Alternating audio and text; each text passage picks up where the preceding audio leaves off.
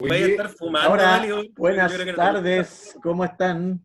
Saludos afectuosos, fraternales y muy cordiales para todos nuestros auditores, auditoras, a los compañeros y compañeras que siguen el programa Primera Línea en Nuevo Mundo Patagonia 104.7 en el dial FM y también en nuestra señal online a través de nuestra página web www.nuevomundopatagonia.cl y de nuestras redes sociales en Facebook, a través de el Facebook Nuevo Mundo Patagonia Radio y de nuestro canal de YouTube Patagonia Radio Nuevo Mundo. En todas las plataformas entonces ya estamos dispuestos, partiendo este programa correspondiente al día miércoles 10 de junio de 2020. Nuestro colega Sebastián Aranda tiene algunos problemas de conectividad, andaba bien mal internet acá en la región hoy día. Hemos tenido hartos problemas en las reuniones eh, con con distintas personas que antes se les acaba el celular, el internet. Esperamos que este programa salga bien. Como siempre, con nuestros panelistas habituales, ahí entró desde el celular y con la cara llena de felicidad. Don Dalibor Eterovich Díaz, ¿cómo anda? Muy bien, muy buenas tardes a todas y todos.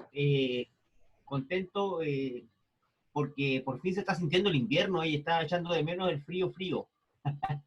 Sí, es un tema que hay que tener en cuenta eso, porque esta estación es la que presta más condiciones o condiciones más óptimas para la propagación de la pandemia. Entonces, cuando nosotros decimos que, que los países europeos nos llevan meses de ventaja, claro, ellos ya están en la primavera. Por eso además hay otras condiciones y han podido avanzar en términos de abrir locales, de avanzar en la, entre comillas, nueva normalidad. Pero nosotros todavía no entramos al invierno. Hay que tenerlo presente. Don Fernando Bamonde, ¿cómo está usted? Aquí bien, Claudio. Saludar a Dalibor, que se arrancó, a Seba y a nuestro invitado el día de hoy, a Carlos Insulza. Muy bien, pues, don Cevita, ahora sí desde el celular porque la conectividad está muy mala. ¿Cómo anda? ¿Es un problema general? Sí. Ya. Sí. Aquí estamos del celular. Bueno, saludar a todos en el panel y a todos los que nos escuchan o nos escucharán en un rato más. Y nos ven, o nos verán. Bueno, y ya lo adelantaba Fernando Bamonde, por segunda vez en nuestro programa tenemos el agrado, la complacencia y el honor de compartir con nuestro compañero Carlos Insulza, dirigente nacional de la ANEF. Compañero, buenas tardes, gracias por estar con nosotros una vez más. Hola, buenas tardes. Siempre es un gusto. Y un gran saludo a los auditores, veedores, a los que están en redes sociales con la radio allá en Magallanes. Muy bien, pues. Y esperamos que en este programa hoy día no ande tan apurado como el programa anterior y podamos conversar, hacer la reflexión necesaria con más tranquilidad. Claro. Ya, Pero hoy día nos haremos más tiempo, no hay problema. ya, muchas gracias entonces. Bien, pues comenzamos entonces. La verdad es que hay mucho tema desde el último programa hasta hoy. Estuvimos comentando el cambio de gabinete, pero yo creo que ni el gobierno sabía que su cambio de gabinete iba a tener un rebote, porque hicieron un cambio de gabinete, pero se le olvidó incorporar en su cambio de gabinete a la ministra de la Mujer que renunció el día lunes. Y hoy día, la verdad, una de las principales informaciones que ha captado la atención de los medios y principalmente de las redes sociales es esta famosa filtración de este instructivo que tengo entendido era de la región del Ñuble, de la Intendencia del Ñuble, donde se filtra este instructivo que es un manual del gobierno para la comunicación visual y en redes sociales de la entrega de las famosas cajas.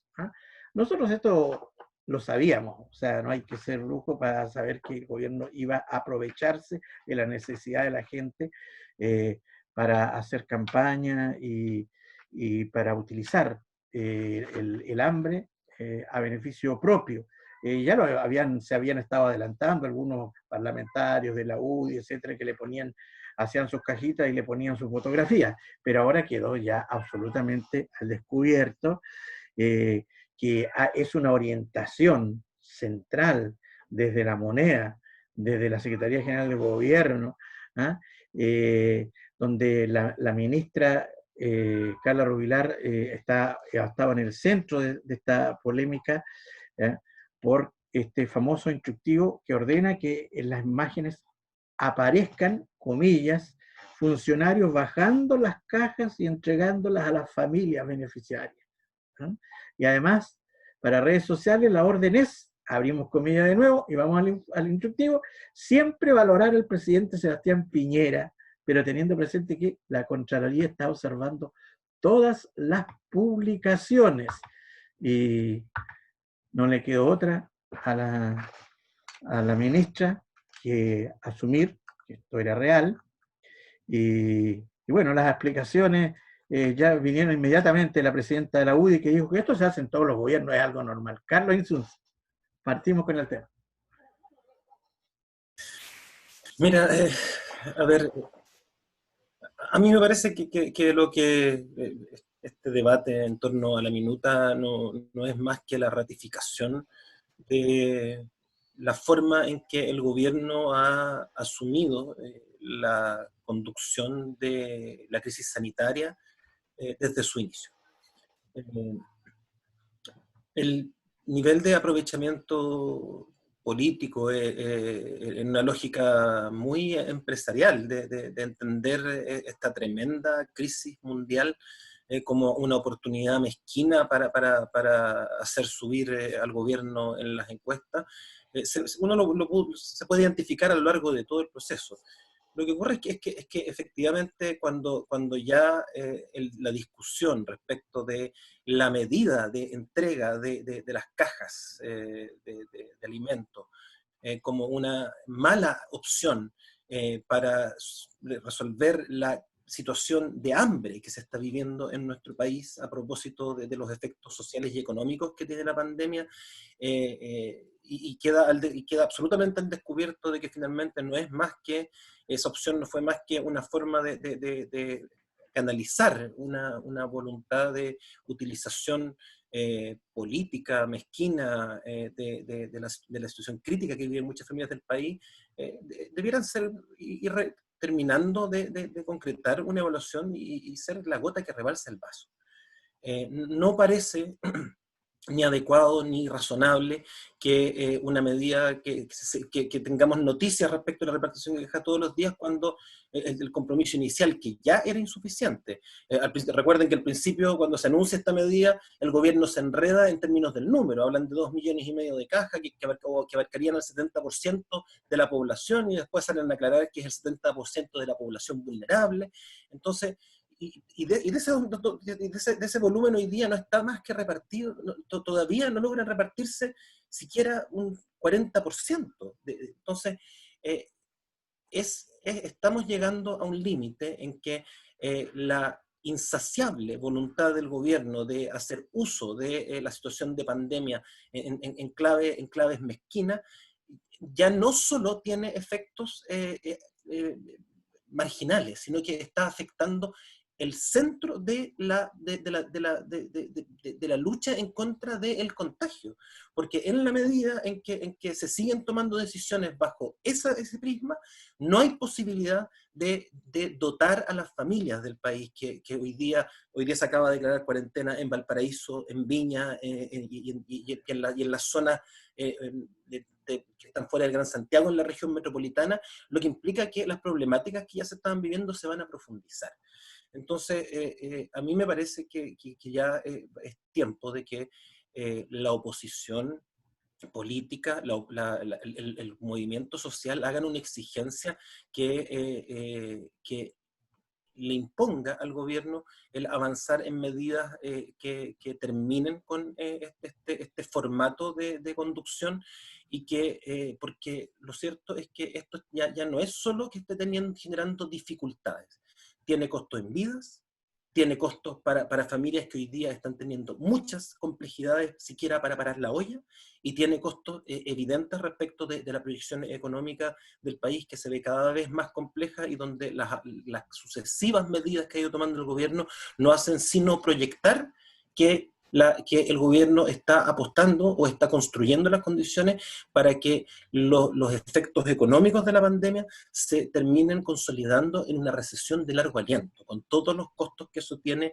para el mundo del trabajo, para los sectores vulnerables de nuestro país, y particularmente para las familias que además van a tener que cargar con el tremendo dolor de haber perdido a parte de sus familias en esta pandemia que se ha vuelto incontrolable, no solo por la ineficiencia del gobierno en la gestión sanitaria, sino porque no han asumido nunca que generar condiciones económicas, generar condiciones de protección social es parte integrante de la posibilidad de detener el contagio y de no seguir escalando en las cifras de muertos, que cada día son más alarmantes.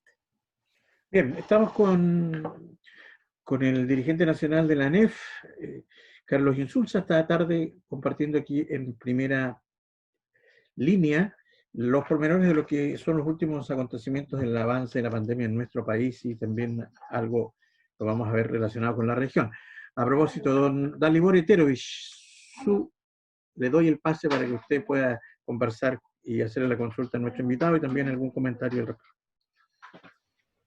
Sí, efectivamente damos la bienvenida a Carlos, una vez más agradecer su tiempo, y sí, un poco en la línea de lo que él comentaba, uno finalmente ya no sabe cómo considerar este tipo de comportamientos del gobierno. Si uno va al diccionario a buscar la palabra chanta, dice que es una persona de poca credibilidad, que dice tener condiciones y aptitudes que no tiene, que además se niega a hacer lo que corresponde o lo que hay que hacer. Entonces, yo creo que es lo que mejor define este gobierno hoy día, un gobierno chanta, un gobierno que improvisa, y que cuando no improvisa e intenta generar algunas directrices, lo que genera son montajes. Es bien complejo en darse cuenta que ese es el gobierno que tenemos finalmente como país. Recordar que Piñera 1 fue un gobierno de anuncios, un gobierno de primeras piedras, que todavía están ahí esas piedras, y no pasaron de ser primeras piedras. Un gobierno de una serie de shows como el de los 33, de montaje, recorrió el mundo con un papelito hasta que su mujer le dijo que ya por favor la cortara. Entonces eso hoy día se replica, pero en condiciones lamentablemente mucho más serias y preocupantes para el pueblo de Chile. Entonces, cuando miles de chilenos esperan realmente apoyo, ayuda concreta, lo que tenemos es un circo de poca monta, que finalmente va generando y va a generar, como dice Carlos, una crisis económica, social muy profunda. Hoy día en Magallanes vemos cómo circulan por la ciudad agrupaciones, organizaciones de ayuda, de distinto tipo, digamos, que se han confluido en juntar cosas, juntar plata, comprar cosas y distribuir comida. Porque si uno piensa solo que tenemos una masa laboral de 80.000 trabajadores en Magallanes, y uno quisiera llegar al 15% de eso, tendría que estar disponible para repartir 12.000 cajas semanales, 12.000 cajas cada 10 días, que es lo que puede durar una caja. Y 12.000 cajas, la verdad es que físicamente es un desafío, porque una camioneta de municipal, me decían, reparte 20 cajas diarias. Por lo tanto, necesitáis 600 camionetas en un día para repartirlas, si quisiera repartir todas las cajas, las 12.000. En fin, son cifras que desde lo práctico, desde lo operativo, son imposibles. Entonces es imposible llegar al 15% de los trabajadores de Magallanes con cajas. Sin embargo, el show que se monta es enorme. Y eso es lo que más duele, porque finalmente tenemos a las personas engañadas, esperando que les llegue alguna ayuda en algún momento. Y como digo, lo que es más eficiente hasta ahora es el trabajo de hormiga de organizaciones sociales, que obviamente no tienen la capacidad de grandes volúmenes, pero que todos los días están dedicados a esto. y es lo que ha servido también para paliar la extrema necesidad. Entonces, finalmente, todo este show que aparece como hasta simpático en las redes, tiene consecuencias muy dolorosas para mucha gente.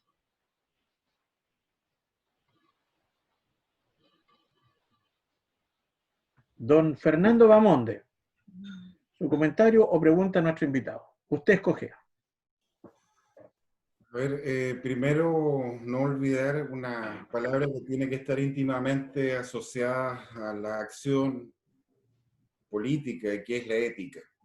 Y que en el desarrollo de este gobierno, lo que nos ha ofrecido como triste espectáculo la derecha, ha estado paulatinamente ausente y agravándose. En otro régimen de gobierno esto sería insostenible y nos hace pensar también de que no existe responsabilidad política de los actores. Insisto, en otro régimen de gobierno no tendríamos este gobierno, no tendríamos estos actores hoy día conduciendo el país en una situación de crisis absoluta, que además de la crisis sanitaria, además de la crisis social, además de la crisis laboral que están experimentando miles de trabajadores y trabajadoras chilenas, estamos observando la descomposición del sistema institucional político chileno.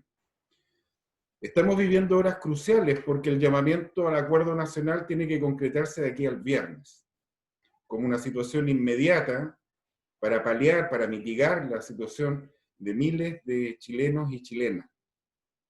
Este acuerdo nacional, que fue también lanzado con mucha pompa, hoy día se puede transformar en un desastre nacional, y que lo observamos a propósito de lo que está haciendo no solamente el ministro de Salud, también la ministra vocera de Gobierno, y aquí hay un solo responsable que uno puede seguir emplazando, y es el presidente de la República.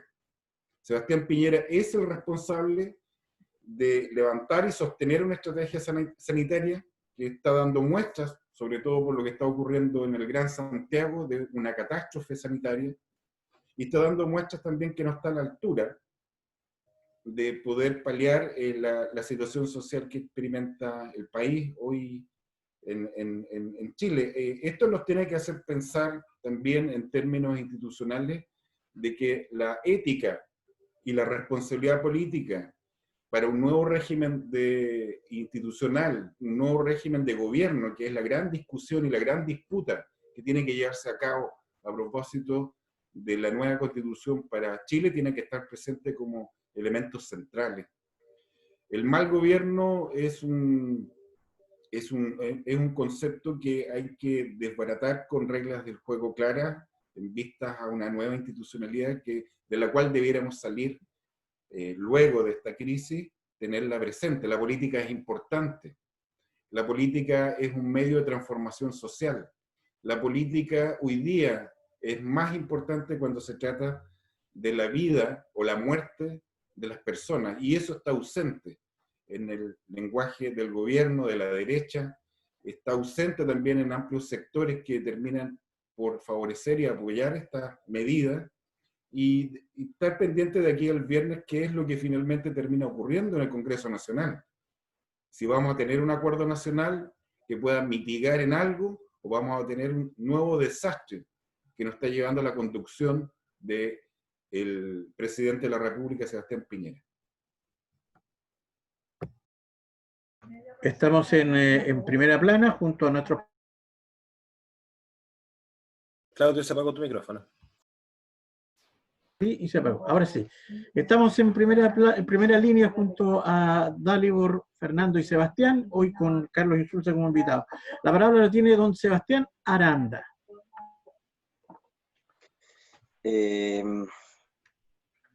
Sí, la verdad es que los invitados yo creo que hablaron bastante de lo que ha sido esta situación bastante patética, la verdad, porque por último uno sabe que este tipo de cosas ocurre, y nosotros, leyendo el actuar que ha tenido el gobierno, como bien se mencionó, no solamente dentro de la pandemia, sino que casi en cualquier catástrofe, pareciese ser como un modo operandi tradicional el aprovechar la caridad, en definitiva, para generar este vínculo patronal que existe lamentablemente desde hace mucho tiempo en este tipo, bueno, no sé en la política internacional, pero en este país, que es parte del cohecho y de instituciones bien arcaicas. Lo dramático es que esto viene de, como bien decía Fernando, viene desde quien está manejando el buque en definitiva. O sea, lo que hace Carla Rubilar asumiendo como un error propio de la gestión comunicacional del gobierno, pero no presentando ni siquiera un, qué sé yo, un sumario administrativo, o sea, alguna culpa, es simplemente transparentar de que ya no importa nada. Y el gobierno yo creo que ha llevado también no solamente el manejo de la pandemia, sino la negociación política con el Congreso para ver qué instrumento instalar para paliar esta crisis alimenticia que está viviendo hoy en día parte de la importante de la población, como una especie de todo o nada, con un paquete general que también incluye una salvaguarda a las grandes empresas, pero con una óptica absolutamente de capitalismo salvaje, o sea, en donde el Estado prácticamente da, en el caso de la TAM me refiero concretamente, pero también la idea hoy en día es ser una especie de FOGAPE para las grandes empresas, y eso de alguna manera el gobierno insta a que esté sí o sí en el acuerdo nacional como una especie de todo o nada.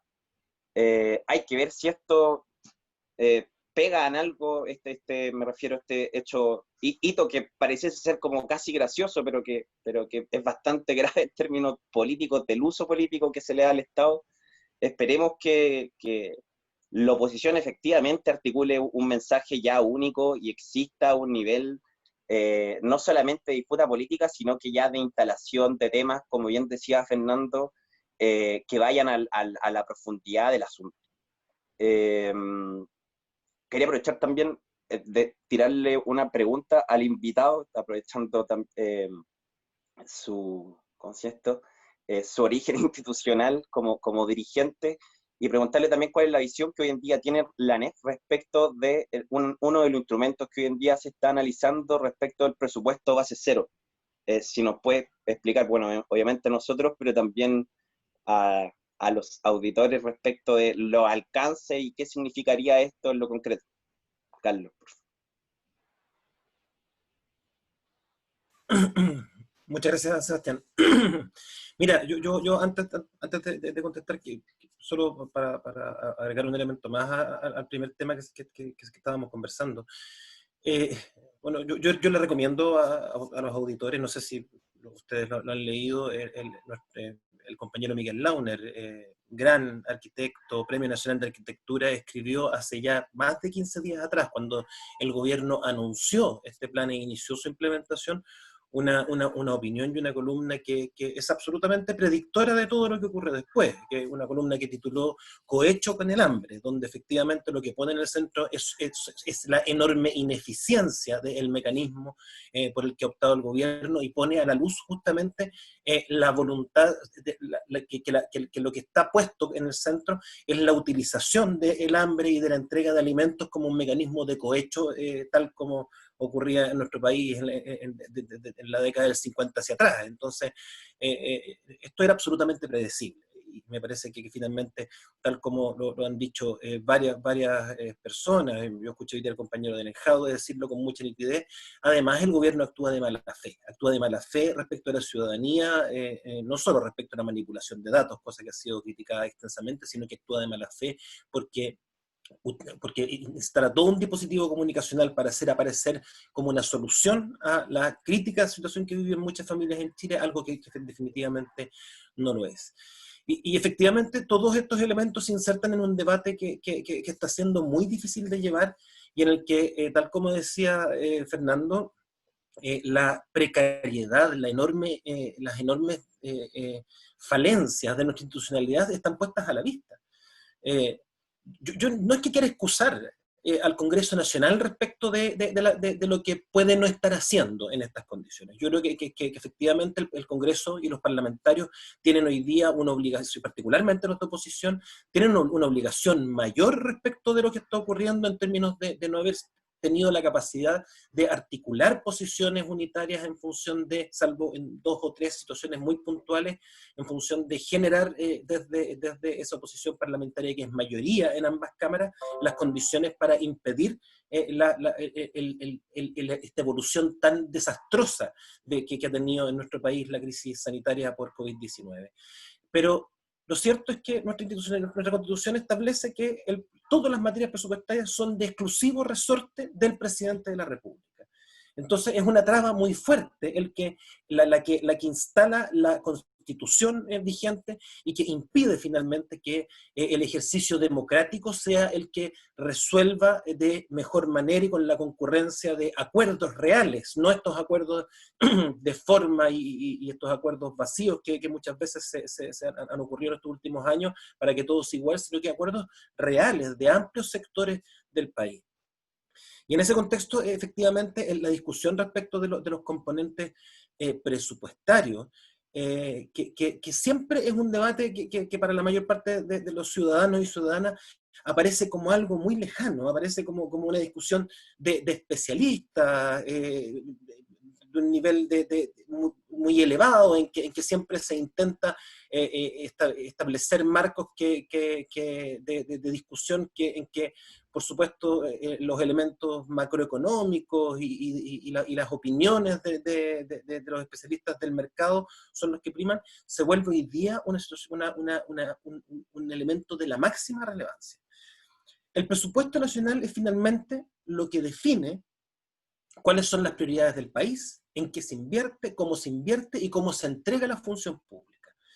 Si hay algo que la crisis sanitaria, me parece, a mí, y es el debate que hemos tenido en la NEF, ha dejado absolutamente a la vista, es que si la imposibilidad de contener el contagio, la imposibilidad de detener esta crisis, se debe a múltiples factores, pero en particular a que Chile no cuenta con un Estado capaz de hacerse cargo de las necesidades de la población. Y eso es algo que nosotros sabemos, que quienes somos parte del servicio público sabemos y hemos reclamado durante muchos años la necesidad de fortalecer la función pública, de tener un Estado que expanda sus capacidades, tanto en términos de funcionarios, pero también en términos presupuestarios, porque Chile es hoy por hoy uno de los países de América Latina y ni decir respecto de la OCDE, que tiene los presupuestos fiscales más menguados y también la incidencia estatal más pequeña.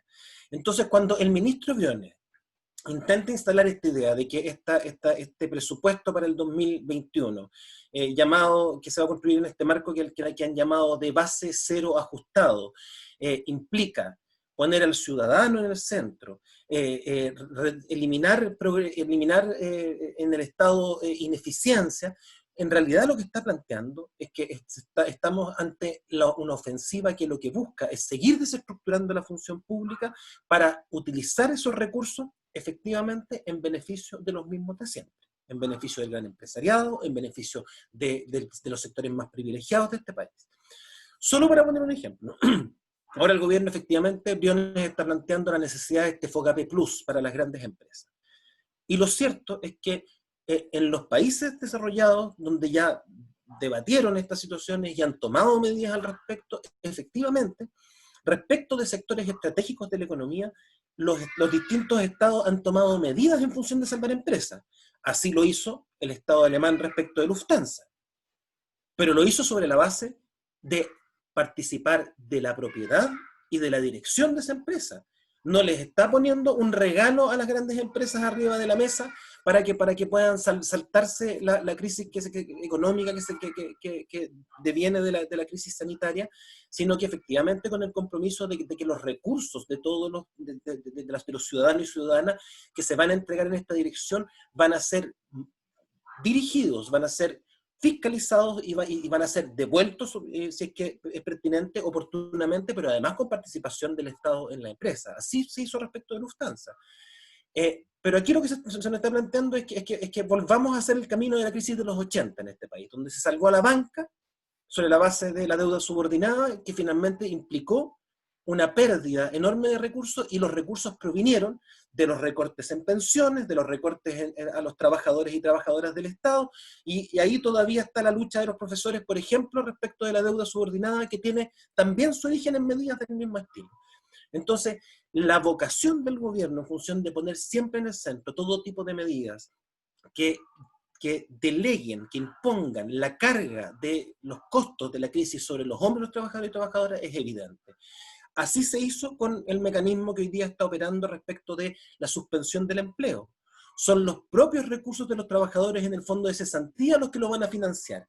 Y si el Estado tuviera que poner algunos recursos, esos recursos van a ser reintegrados por los propios trabajadores y sus fondos en el futuro. Así opera el proyecto de ley que el gobierno está proponiendo respecto a los trabajadores independientes, de los trabajadores que trabajan a honorarios, donde lo que se está planteando es un mecanismo insuficiente, de 3 meses, con un monto bastante reducido de apoyo, pero que también es un crédito que los propios trabajadores van a tener que pagar a futuro. Y respecto de las medidas en las que efectivamente el Estado está destinando recursos, algún nivel de recursos, estamos hablando de cifras muy menores respecto a los paquetes que se han presentado. Pero recuerden que el gobierno en algún minuto anunció que tenía un paquete de 17.000 millones de dólares para los temas económicos que estaban vinculados. Bueno, resulta que menos del 5% de ese paquete son recursos destinados a los trabajadores y trabajadoras y a las familias. La enorme mayoría está destinado a las empresas. Y cuando se hace respecto a las familias, opera con criterios de focalización extrema. Esto de las cajas. El 70% de la población vulnerable. O respecto también del bono COVID. Respecto de un segmento de la población vulnerable. Entonces, la focalización opera cuando se trata de las personas, de las familias. Pero cuando se trata de las empresas, ahí se acaba la focalización. Ahí la heterodoxia de Briones es extrema. Ahí, por supuesto, que los recursos están disponibles. Entonces, el presupuesto es hoy día un debate central. Es un debate central porque finalmente del debate presupuestario va a depender, en buena medida, los recursos disponibles, en primer lugar, para reactivar la economía. Un presupuesto, el gobierno ha planteado, y me parece que este es el dato central, que quiere presentar un presupuesto para el año 2021 que sea una reducción de un 8% respecto del presupuesto vigente. Eso significa pérdidas de empleos, significa recortes de programas sociales que van a desaparecer, y significa que los recursos que queden, que además de estos paquetes que el gobierno no está planteando hasta aquí como paquetes que agregue recursos a sus propuestas respecto a la pandemia, van a ser también, tal como lo hizo en la primera etapa de la pandemia, recortando 2.055 millones de dólares a los distintos servicios públicos para destinarlos a distintas medidas que hoy día todavía no están siendo todos esos fondos utilizados, pero significa, por tanto, una pérdida de capacidad de la función pública que por supuesto que se va a resentir en la vida cotidiana de los chilenos y chilenas. Y la contraparte es que los fondos que el Estado a los que va a recurrir, fondos que por ejemplo el Banco Central está requiriendo por la vía de un crédito de 40.000 millones de dólares al Fondo Monetario Internacional, que nadie entiende bien todavía qué destino tiene o no se ha explicitado, sí van a ir respecto a las grandes empresas. Entonces, la discusión presupuestaria se va a volver crítica, nos parece a nosotros, y nos parece que en esta oportunidad, desde todas las organizaciones sociales, desde todos quienes comprenden que Chile necesita una política distinta para salir de esta crisis sin que los costos los paguen las mayorías del país, es necesario poner el foco en esto, en función de defender la función pública, pero también de entender que ese diseño presupuestario va a ser el que va a definir el futuro de nuestro país, y también la posibilidad de que esta crisis, esta situación económica recesiva no se transforme finalmente en una situación de largo aliento. A mí me parece que el gobierno está construyendo hoy día las condiciones para que Chile enfrente una recesión de largo plazo. Eso es lo que uno lee cuando empieza a ver el conjunto de medidas que se están tomando. Muy bien. Estamos en primera línea en la 104.7 Nuevo Mundo Patagonia, junto a esta tarde al dirigente de la ANEF, Carlos Insulza, y nuestros panelistas habituales. Nos puede escuchar en el www Nuevo Mundo Patagonia, en la señal online y también a través de nuestras plataformas en YouTube y en Facebook. Carlos, te voy a llevar a otro tema que está vinculado con nuestra región. La ciudad de Punta Arenas en particular, después de haber tenido una tasa de infección la más alta del país por cada 100.000 habitantes, hoy día presenta un grado de contagio muy bajo, un promedio de 6 contagiados diarios, y bueno, estas cifras son bastante relativas, pero hay días donde aparece 1, etc. Afortunadamente, incluso el número de decesos ya hace muchos días que paró, desde que terminó la cuarentena prácticamente. No sabemos cuánto hay de real o de manejo en estas cifras, pero esto es lo que sustenta y esa es la realidad. Te digo esto porque lo que hoy día están pensando las autoridades regionales y por iniciativa del propio ministro Mañalich, un par de semanas atrás, es de poner en práctica en nuestra ciudad la famosa nueva normalidad. Es decir, que vuelvan los funcionarios públicos a sus sitios de trabajo de manera presencial, que vuelvan los estudiantes, está planteando que sean los cuartos medios, principios, de una manera gradual, pero en definitiva, en una ciudad donde hoy día prácticamente el comercio está funcionando al 100%, ¿sí? Donde el desplazamiento de las calles es el de un periodo normal, con la única diferencia que la gente anda con su mascarilla, ¿no?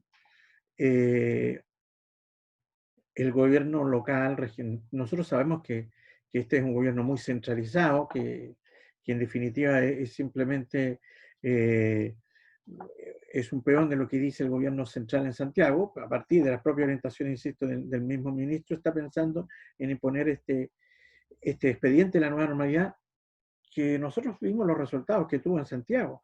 Cuando, lo comenzamos fuera de micrófono, recién se está dejando sentir el invierno en nuestra ciudad. Y el invierno en Magallanes es bastante más cruento que en el resto del país. Y sabemos que esta es una enfermedad de carácter respiratorio, que afecta finalmente la guía respiratoria y que tiene su hábitat precisamente en estas condiciones que recién se están empezando a sentir. Ustedes como ANEF lograron parar ese tema de la nueva normalidad. ¿Cómo ves tú la situación en lugares como nuestra ciudad, por ejemplo? Ahora tu micrófono. Sí, voy a dar el audio. Ya estaba hablando solo. Mira, a mí me parece que no hay... a ver, el gobierno ha vivido desde el inicio de la crisis intentando normalizar nuestras ciudades y dando señales que son las que han generado en gran medida la situación crítica que están viviendo hoy día muchas regiones y muchas ciudades en nuestro país.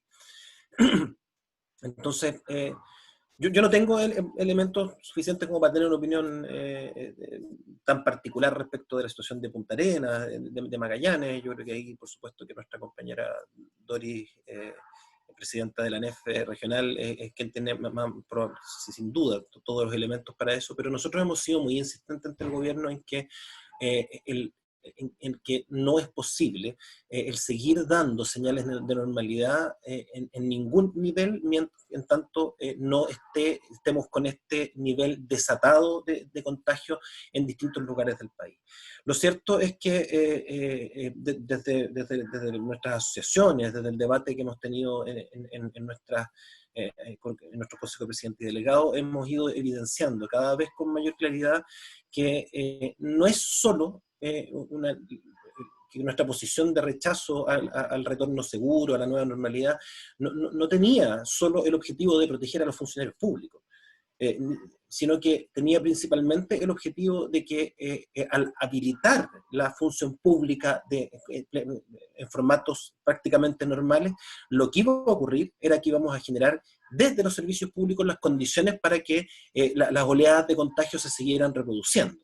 Y es lo que está ocurriendo en los lugares del país donde el gobierno ha mantenido esta tónica. Hoy día, cada día más, son una cantidad importante de funcionarios, particularmente de los servicios que han implementado parcialmente estas lógicas de normalidad, los que están generando, ¿cómo se llama?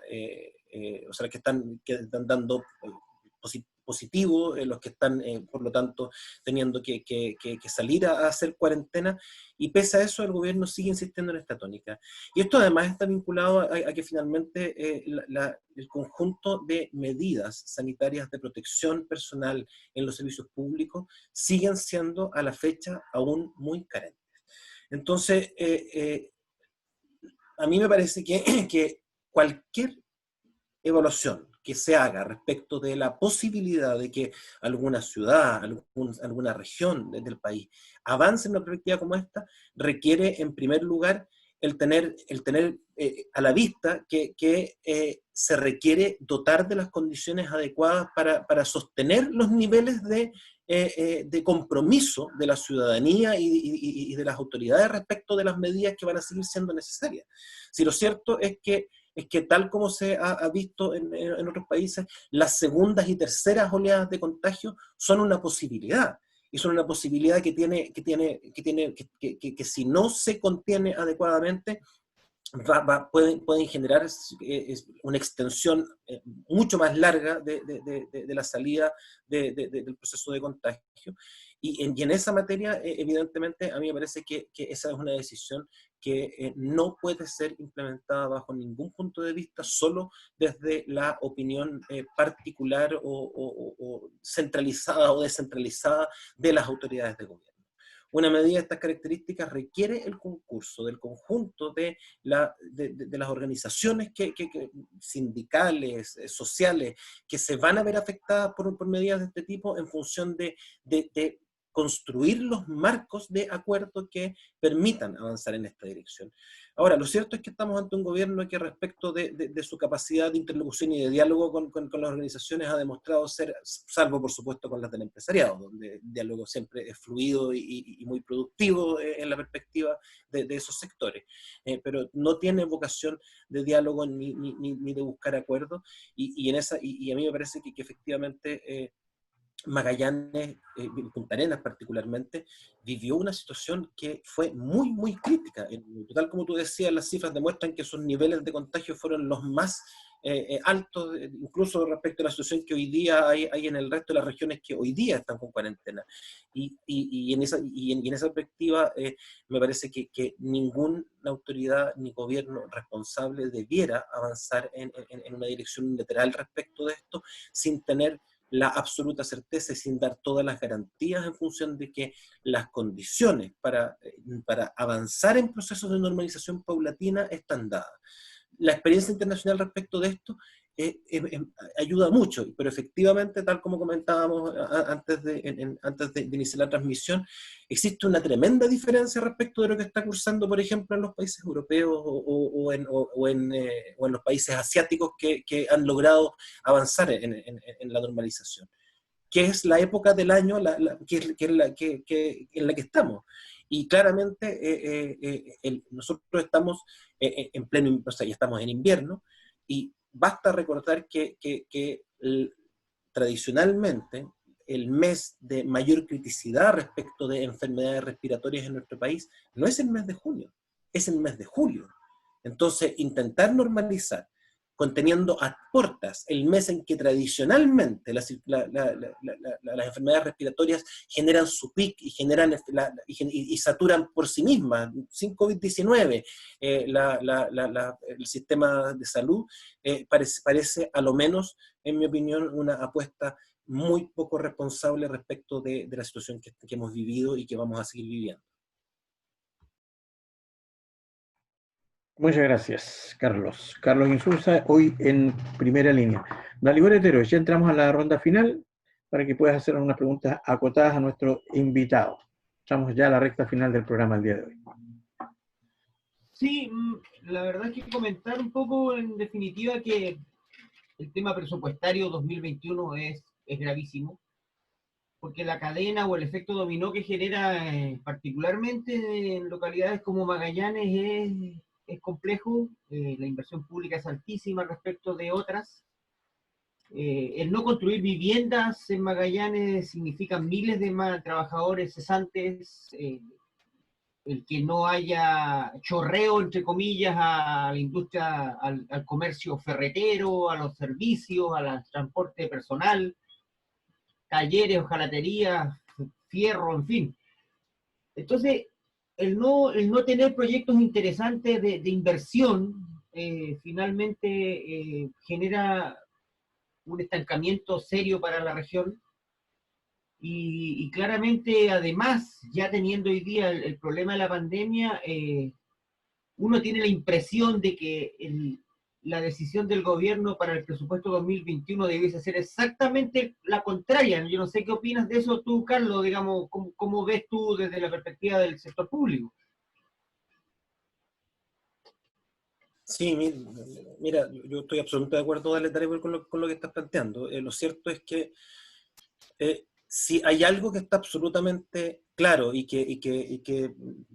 me parece a mí que ningún economista de ninguna tendencia ni visión puede rebatir, es que la situación de recesión en la que está entrando la economía del país solo es posible de superarse con alguna velocidad sobre la base de una intervención activa del Estado respecto de esas materias. Y lo cierto es que el gobierno en esto ha dado señales que son muy contradictorias respecto de un objetivo de esas características.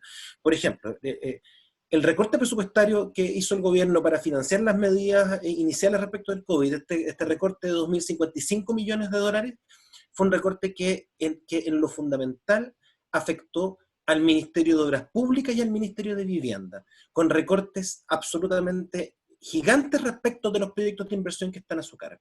Eso significa que esos ministerios quedaron sin capacidad y claro, y la excusa era que a propósito de la pandemia no era posible el ejecutar recursos que estaban comprometidos en esta etapa.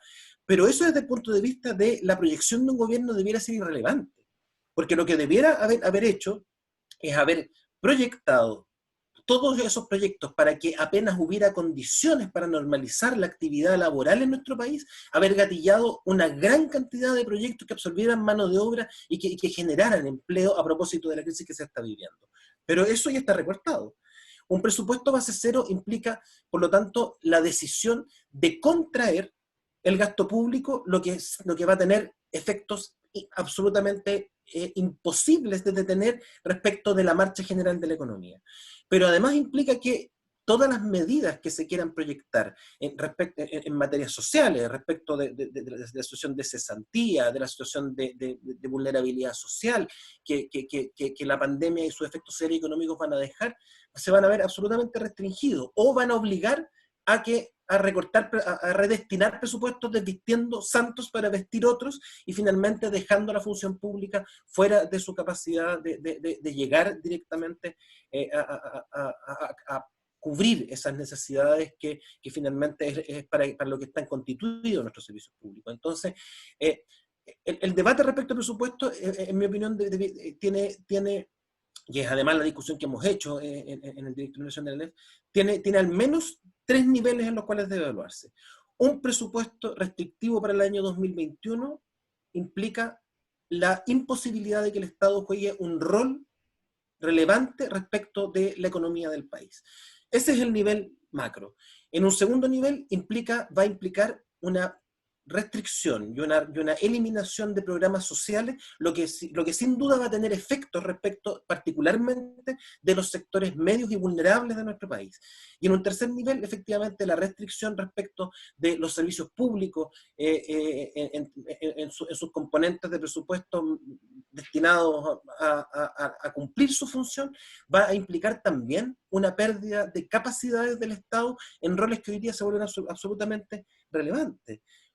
En este cuadro, la fiscalización tributaria, por ejemplo, yo soy funcionario de impuestos internos, por eso siempre lo pongo como ejemplo, se vuelve una materia relevante. Y si los recortes presupuestarios impiden el ejercicio de esa fiscalización, lo cierto es que eso va a tener como impacto una reducción de la recaudación tributaria durante el próximo año, lo que sin duda también sigue profundizando estos efectos. Pero lo mismo ocurre respecto de servicios que si bien no están directamente vinculados a las áreas de salud, son hoy día sumamente relevantes para la proyección del control de la pandemia. Entonces, estamos hablando de una mirada y de una apuesta que en estos 3 niveles va a tener efectos que deben ser comprendidos en función de que el debate del presupuesto nacional este año sea un debate en el que se fije como primera prioridad la necesidad de un presupuesto expansivo a la altura de las necesidades del país, que sea capaz de garantizar los recursos para que los servicios públicos puedan funcionar adecuadamente en todas sus capacidades y en todas sus obligaciones, pero además con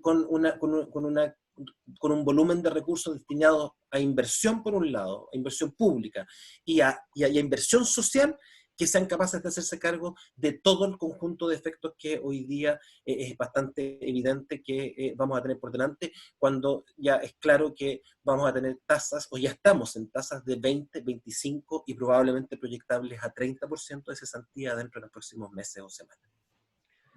Fernando Bamonde. Sí, Carlos, bueno, consultarte algo que es de lo más cotidiano. Al finalizar el año siempre se cierne el terror en el funcionario público, sobre todo aquellos trabajadores y trabajadoras que están a honorarios y a contrata. Pareciera ser que se nos va a venir un coletazo más o menos fuerte si sumamos esto de reducción del presupuesto, del término de programas sociales, que en efecto implican la reducción de las funciones del Estado, pero va a ser la justificación también para despedir este gobierno en poco más de 2 años, y también en la primera administración de Sebastián Piñera se caracterizó por el despido indiscriminado de funcionarios públicos. ¿Cómo ve eso la ANEF de aquí a fines de octubre? O sea, a ver, es evidentemente también parte de nuestras preocupaciones, y voy a agregar un par de elementos más en la ecuación que tú acabas de describir. Mira, lo cierto es que los recortes que el gobierno ya aplicó han tenido consecuencias en el empleo. El recorte respecto de los programas del Servicio Nacional de la Mujer, de algunos programas de la JUNAEP, de programas que estaban al alero también bueno, Darío también conoce, de los gobiernos regionales, han implicado la pérdida de empleo de ese mundo, del mundo más precario de trabajadores públicos, que es este mundo de trabajadores a honorarios, trabajadores y trabajadoras honorarios, pero además, particularmente, de aquellos que no son directamente contratados por los servicios, sino que operan por la vía de transferencia. Entonces, al final, hay una renuncia también al ejercicio directo de la función pública. Nosotros tenemos preocupación respecto de esto, evidentemente ya llevamos varios años en esta dinámica de defensa del empleo público y vamos a seguir sosteniéndola, pero entendemos que la defensa que nosotros necesitamos hacer es integral, porque nosotros tenemos la convicción de que por un lado estamos ante una ofensiva en contra de la función pública, entendida como lo describía a propósito de lo que planteaba en cuanto al presupuesto base cero, pero también una ofensiva en contra de los trabajadores del Estado, donde el gobierno ha buscado descalificar y caricaturizar permanentemente el rol de los trabajadores públicos, que ha sido absolutamente esencial en todo este periodo, por lo demás. Entonces, pero a eso se agregan otros componentes. Hoy día, a partir de las dinámicas, por ejemplo, de la instalación indispensable, con todas las complejidades que tiene, de las modalidades de trabajo remoto en los servicios públicos, el gobierno logró aprobar para el Código del Trabajo, la ley de teletrabajo, una ley muy precarizante de teletrabajo que aprobó en el mes de marzo, bastante, o abril, y en el inicio de la pandemia, y tiene la pretensión de avanzar en la misma línea en el sector público. Y lo cierto es que si bien las modalidades del trabajo pueden ser un aporte respecto a alguna perspectiva, nuestro país requiere resolver, y nuestra legislación requiere resolver una enorme cantidad de cuestiones previas. Entonces, lo que quiero decirte es que efectivamente nosotros entendemos que hoy día hay una ofensiva en esta dirección por parte del gobierno también, pero que esa ofensiva no es solo la lista del despido, también está la amenaza que se lanzó desde algunos parlamentarios de oposición respecto de limitar o de eliminar el reajuste para una buena parte de los trabajadores del Estado. También está la voluntad de los efectos que tienen estos recortes en cuanto o la perspectiva respecto de las remuneraciones variables, donde también hay harto paño que cortar. Entonces, nosotros estamos muy en alerta respecto de esto y entendemos que vamos a tener que enfrentarnos si es que el gobierno decide avanzar por una línea como esta. Pero sin duda entendemos también que hoy día lo que se está jugando a propósito de esta mirada del presupuesto que ha integrado el gobierno va mucho más allá de estas cuestiones que para nosotros son de suma relevancia, porque nuestro rol sindical es representarla, pero aquí no va a estar solo afectados los trabajadores y trabajadoras del Estado. Eso es lo que me interesa dejar muy claro. Es una de las aristas de afectación que puede dejar, pero finalmente hoy día nuestra alarma frente a lo que el gobierno está proponiendo y diseñando es que se trata de un aprovechamiento de la crisis sanitaria, de la pandemia, de los efectos económicos y sociales que deja, para avanzar en la vieja pretensión de los sectores ultra neoliberales en nuestro país, de terminar de desestructurar el Estado y de hacer retroceder las conquistas sociales que de una u otra manera, con muchas dificultades, han tenido algún avance durante los últimos 20 años sobre la base de la exigencia, la presión y la movilización. Entonces, nuestra alarma tiene que ver con que finalmente, si el gobierno logra implementar su pretensión de imponer esta lógica de presupuesto base cero ajustado y este horizonte respecto al presupuesto 2021, el riesgo no es solo para los trabajadores del Estado, el riesgo es que los chilenos y chilenas nos vamos a quedar sin un Estado disponible para cubrir las necesidades más básicas que hoy día están puestas a la orden del día. Bueno, finalmente, para ir cerrando nuestro programa del día de hoy, le damos la palabra a nuestro compañero de labores, Sebastián Aranda.